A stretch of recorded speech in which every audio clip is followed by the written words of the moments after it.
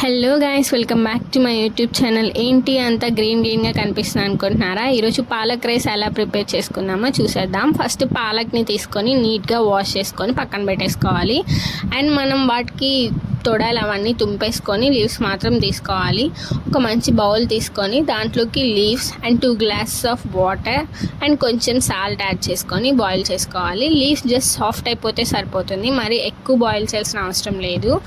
And boil చేసుకున్న ఏవైతే leaves ఉన్నావో అవి చల్లార్చుకొని ఒక మిక్సీ జార్ తీసుకొని ఈ బాయిల్ చేసిన లీవ్స్ అండ్ చిన్న చిన్న అల్లం పీసెస్ అండ్ చిన్న వెల్లుల్లి యాడ్ చేసుకొని మంచి పేస్ట్ లాగా తయారు చేసుకొని పక్కన పెట్టుకోండి. దీనికంటే ముందు మనం రైస్ని కూడా నానబెట్టుకొని పెట్టుకోవాలి.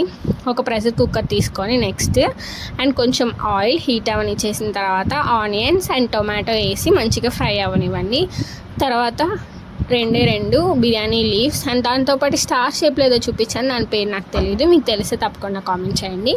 అండ్ చెక్క, లవంగాలు, సాజీరా, జీలకర్ర, ఇంకా మీకు చేతికి దొరికినవన్నీ వేసి పడేసేయండి. ఉప్పు, కారం అండ్ పసుపు ఇవన్నీ మీకు తగినంత యాడ్ చేసేసుకోండి.